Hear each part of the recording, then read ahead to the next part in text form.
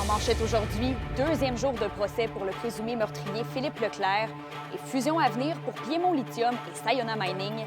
Le TVA Nouvelles commence maintenant.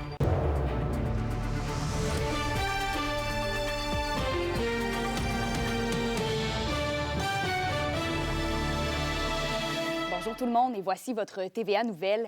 On commence ce bulletin sur la scène judiciaire. C'est un deuxième jour de procès pour Philippe Leclerc au palais de justice de Rouyn-Noranda. Et c'est aujourd'hui que s'ouvre la présentation de la preuve devant une salle comble et un jury composé de 14 personnes. Le Rouyn-Norandien, dans la trentaine, fait face à 15 chefs d'accusation, dont homicide involontaire. Il aurait attaqué René Leclerc à coups de hache, qui a ensuite succombé à ses blessures. Des faits qui remontent à juin 2022 dans le secteur de Clérici, à Rouyn-Noranda. Pour le moment, 2 témoins se sont succédés à la barre depuis ce matin. Et complètement ailleurs maintenant, Piémont Lithium et Sayona Mining vont fusionner leurs activités. Leur objectif est de créer une entreprise de lithium de premier plan, tout en surmontant le ralentissement actuel de l'industrie. Le président et chef de la direction de Piémont Lithium, Keith Phillips, déclare que Mergeco, la nouvelle entreprise, sera le plus grand producteur de lithium en Amérique du Nord. La société sera domiciliée en Australie et sera détenue en part égale par les 2 actionnaires des 2 sociétés. Et pour ce qui est du projet de lithium Amérique du Nord à la Corne, les 2 entreprises se veulent rassurantes et réaffirment la priorité du projet. Et du côté de Val-d'Or, un gratin d'universitaires de l'UQAT et de l'UQAM est rassemblé au Forestel pour la tenue d'un colloque sur l'aménagement forestier. Félix, vous êtes sur place, parlez-nous de l'événement. Bien, le but, c'est vraiment de rapprocher le milieu et celui de la recherche afin d'impliquer les connaissances le plus rapidement possible sur le terrain et qu'Emilia, l'occasion est la bonne puisque des partenaires gouvernementaux et issus de l'industrie forestière sont présents. En tout, c'est une douzaine de conférences qui sont présentées sur l'aménagement, la reproductivité et la transformation forestière notamment. Alors, c'est une 60aine de personnes qui sont sur place et environ près de 150 personnes en ligne qui assistent à l'événement.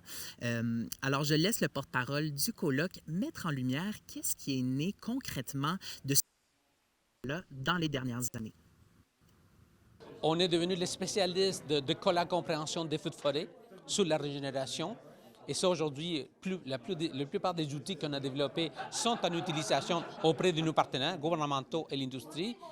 On a compris d'autres phénomènes, notamment ce qu'on appelle l'entourvement.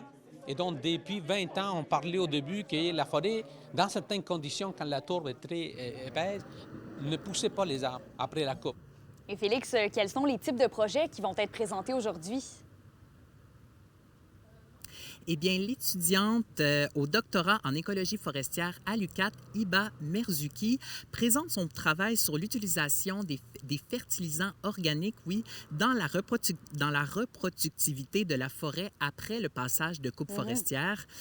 Donc, elle est en fin doctorat et elle a obtenu des résultats concluants avec du fumier de nature agricole, matière qui est habituellement valorisée dans le milieu agricole, justement, mais qui est très peu utilisée dans le secteur forestier. On l'écoute.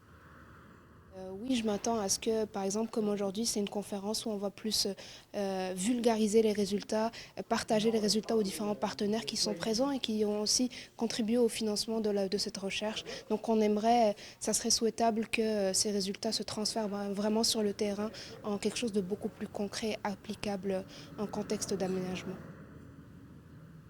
Je vous reviens au TVA 18h avec un reportage complet sur le 26e colloque sur la chaire UQAT-UQAM sur l'aménagement forestier. Eh bien, merci, Félix. Je vous en prie. Et toujours à Val-d'Or, 2 jeunes entrepreneurs de la région ont lancé la friperie Sport 2.0 au début du mois de novembre. Elles font de la vente de vêtements, accessoires et équipements sportifs à moindre coût. L'objectif du projet, qui est aidé par le club d'entrepreneurs du cégep de l'Abitibi-Témiscamingue, est de rendre le matériel sportif accessible à tous et bien sûr à des prix abordables. L'ensemble des fonds amassés sera distribué pour la création d'événements liés au développement du hockey féminin dans la région. On est une friperie d'équipements sportifs à but non lucratif. Notre but, nos objectifs est vraiment d'apporter le sport à tout le monde. On a commencé au début de l'année, en septembre, peut-être qu'on a eu notre idée. Puis là, on vient juste de faire notre compte Facebook. Puis on démarre, on récolte, on vient juste de commencer à récolter des équipements. Fait que c'est vraiment un démarrage encore.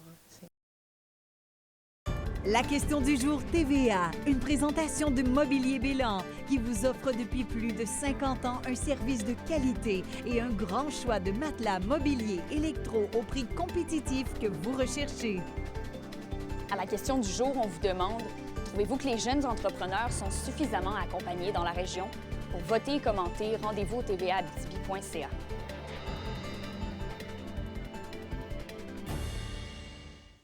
Après la polémique des toilettes mixtes à l'école d'Iberville de Rouyn-Noranda en 2023, une pétition circule actuellement contre des toilettes mixtes et l'instauration de caméras de surveillance dans des blocs sanitaires du pavillon Calypso à l'école secondaire d'Amos. Les initiateurs de la plainte avancent que plusieurs élèves se sentent mal à l'aise de croiser un camarade du sexe opposé dans la même salle de bain, de même que de se faire filmer à l'entrée et à la sortie du bloc sanitaire. Dans un communiqué, le Centre de services scolaires Arikana soutient que les blocs sanitaires sont composés de toilettes individuelles fermées et que les caméras sont nécessaires pour assurer la sécurité des lieux. Près de 900 personnes ont signé jusqu'à présent la pétition. Au bulletin de ce soir, on vous présente une entrevue avec la mère d'un élève de l'école, celle qui a lancé la pétition. Autre sujet, un manque d'avocats frappe présentement plusieurs régions du Québec, dont la nôtre, selon le Barreau du Québec. L'institution lance donc une campagne pour valoriser l'exercice du droit en région. Un reportage de Félix Blaquière. Au moment où on se parle, il y a une grande concentration de nos membres dans les régions plus métropolitaines et certaines régions où est-ce qu'il y a beaucoup de besoins, beaucoup de demandes, mais dans certaines régions, il n'y a pas suffisamment d'avocats pour répondre à ces demandes-là. C'est le cas de l'Abitibi-Témiscamingue. Et si la bâtonnière du Québec, Catherine Claveau, n'est pas en mesure de chiffrer précisément le manque d'avocats dans la région, elle affirme que certains domaines de droit sont davantage touchés. Droit criminel, droit familial, droit civil. Et en plus, en Abitibi, vous avez une région au nord qu'on doit desservir également. Ça fait partie, évidemment, du Québec, là. Afin de répondre à l'enjeu, le Barreau du Québec lance la campagne « Sortir des sentiers battus, les avantages de la pratique en région », où notamment des témoignages de gens exerçant le droit en région sont mis à l'honneur. C'est vraiment un peu changer les idées préconçues qu'il y a un risque d'avoir une pratique moins intéressante en région puis d'avoir une moins belle qualité de vie. Arrivée à Val-d'Or en mai dernier, Emma Vaillant, originaire de Montréal, est venue compléter un stage de 6 mois en droit de la jeunesse et en droit criminel. En fait, je pense qu'il y a beaucoup d'opportunités en région là, pour la pratique du droit, puis c'est des opportunités qui gagnent à être connues davantage. Là. L'expérience dans la région est riche, conclut Mme Vaillant. J'entends que dans les milieux urbains, souvent, il y a plus de confrontation entre les différentes parties, alors qu'ici, bien, les parties adverses, on les connaît bien, puis c'est nos collègues, puis on est en mesure de discuter. Puis ça, je suis sûre que c'est quelque chose qui peut être bénéfique dans plusieurs régions, puis dans les milieux urbains aussi. Là, ça va être pertinent de rapporter ça dans les milieux urbains après. Là. La campagne est un point de départ, selon le Barreau du Québec. La situation ne changera pas en quelques semaines, estime l'organisme, mais il se dit prêt à multiplier les efforts en ce sens dans la prochaine année. Félix Blaquière, RNC Nouvelles, Val-d'Or. Pour une nouvelle importante à nous communiquer, contactez-nous, nouvelles au pluriel, @rncmedia.ca, par téléphone au 1-866-463-4636 et notre site web tvaabitibi.ca.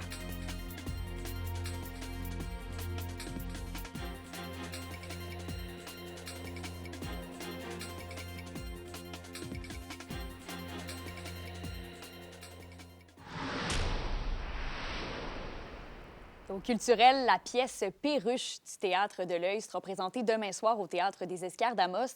Cette pièce vous amène dans l'univers de Noah, un enfant passionné par le monde tropical qui veut s'enfuir de sa réalité. La création est une adaptation du recueil de poésie Perruche de Virginie Beauregard.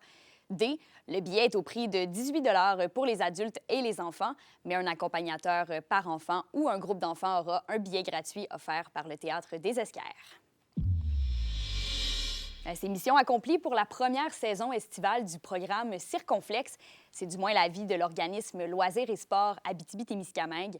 Ces derniers qui notent depuis son lancement en juin dernier l'émergence de plusieurs initiatives innovantes et des records d'affluence dans les différentes initiatives proposées dans la région.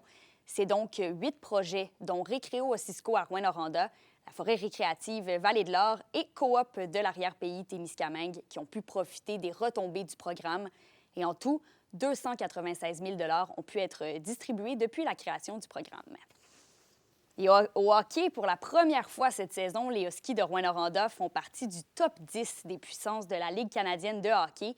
Ils se retrouvent actuellement au 9e rang de ce traditionnel état de force au Canada, tout juste derrière les Saguenayens de Chicoutimi, grâce à un début de saison surprenant où les Huskies de Rouyn-Noranda auront défié tous les pronostics. La Meurthe pointe en ce moment au 3e rang du classement général de la LHJMQ, à un seul point de la tête. Le premier trio composé d'Antonin Véraud, Bill Zonon et de la recrue Lars Steiner y est certainement pour beaucoup. Les trois se retrouvent présentement parmi les 5 meilleurs pointeurs de la Ligue. À la météo aujourd'hui, en Abitibi, c'est généralement nuageux, mais on pourrait avoir quelques percées de soleil avec 30 % de probabilité d'averse, maximum de 5 degrés. Et pour le Témiscamingue, ce sera aussi des nuages, mais cette fois-ci avec des températures un petit peu plus élevées, avec 8 degrés. Et voici ce qui nous attend pour ce soir et cette nuit.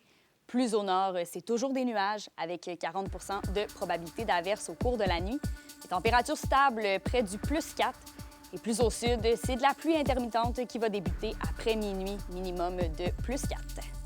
Merci d'avoir été avec nous ce midi. Comme on vous en parlait un petit peu plus tôt dans le bulletin, notre journaliste Alexandre Cabana passe la journée au palais de justice de Rouyn-Noranda. Il assiste au procès du présumé meurtrier Philippe Leclerc. Donc évidemment, là, on vous revient avec les développements du bulletin, au bulletin, oui, de ce soir. D'ici là, excellente journée. À plus tard.